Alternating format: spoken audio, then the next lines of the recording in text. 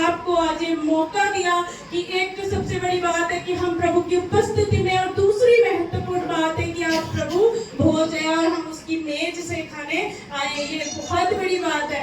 जब हमें कोई डिनर पे और कोई ऐसी जगहों पे बुलाता है, बड़ी जगहों पे, हम खुश होते हैं, हम ताली बजा के परमेश्वर को धन्यवाद करते हैं। उसकी मेज पे आमंत्रित है हम सभी। प्रभु का धन्यवाद।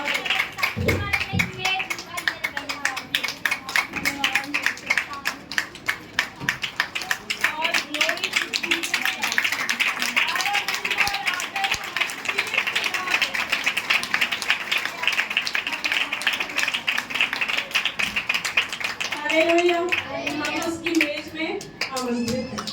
प्रभु ने हमें बुलाया है कि हम उसकी मेज से खाएं, और ये एक बहुत ही इसको हम अपने जीवन में एक बहुत ही अच्छी बात समझ सकते हैं कि परमेश्वर ने हमें आज बुलाया है कि हम उसकी मेज से खाएं और एक आत्मिक भोजन भी भर कर जाए, क्योंकि आत्मा में भरना बहुत जरूरी है। आत्मा से जब हम भरते हैं, हर दिन विश्वास में आगे बढ़ते रहते हैं और परमेश्वर की आत्मा हमें गाइड करती रहती है। तो प्रभु का धन्यवाद करूंगी कि प्रभु ने हम सबको आज इकट्ठा करा, और हम वचन से सीखेंगे कि परमेश्वर आज हर एक विश्वासी से चाहता है। हमने इस रात को भी सीखा, और मैं अभी फिर सबको आपको बताना चाहूंगी कि परमेश्वर चाहता है कि हम अपने विश्वास पे बने रहें, हम अपने विश्वास पे हर दिन काम करते रहे, क्योंकि एक विश्वास ही एकमात्र है जिससे हम हर एक काम को कर सकते हैं। अब वो कैसे?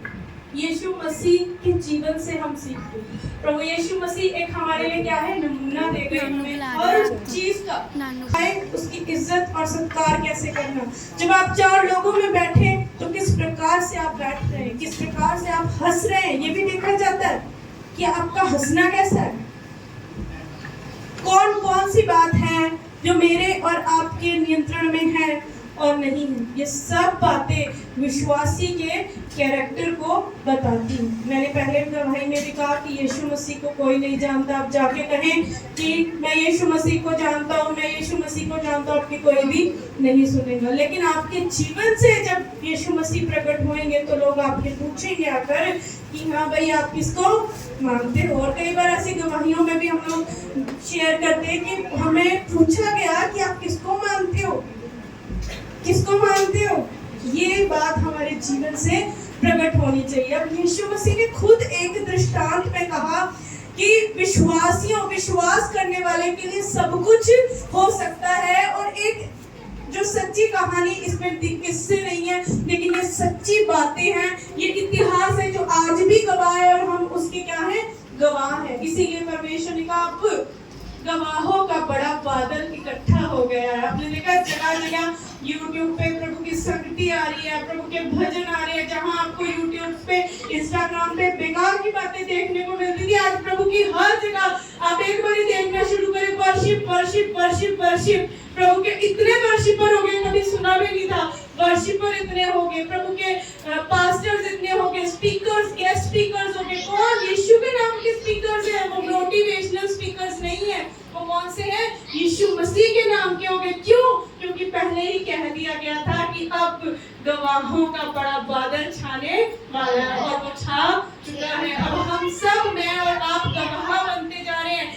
एक गवाह दूसरे गवाह को जोड़ता है, दूसरा तीसरे को जोड़ता है, तीसरा चौथे को जोड़ता है। इसी प्रकार से बहुत से गवाह हमारे प्रभु यीशु के बन चुके हैं, और मैं और आप भी उस गवाही को देने के लिए आज यहाँ उपस्थित हुए हैं। और परमेश्वर हमारे बीच में आज, आप सोच रहे हैं आप कौन सी बात चाहते हैं कि प्रभु आपके लिए करे, और ये बात सच और हर प्रकार से मानने योग्य है कि आज परमेश्वर आपके बीच में काम करेगा। आमीन। ऐसा नहीं होता कि वचन गिरे और वो काम ना करे। आज वचन गिरेगा और वो अपना काम करेगा। अब हम निकाल लेंगे मरकुस रचित सुसमाचार 10 अध्याय उसकी 46 आयत से 46 से लेकर हम 52 तक पढ़ देंगे। मरकुस रचित सुसमाचार 10। और जब वह और उसके चेले और एक बड़ी भीड़ यरीहो से निकलती थी, तब तिमाई का पुत्र बड़ी तिमाई एक अंधा व्यक्ति कि यीशु नासरी है, पुकार कर कहने लगा, हे दाऊद की संतान, यीशु मुझ पर दया कर। बहुतों ने उसे डांटा कि चुप रहे,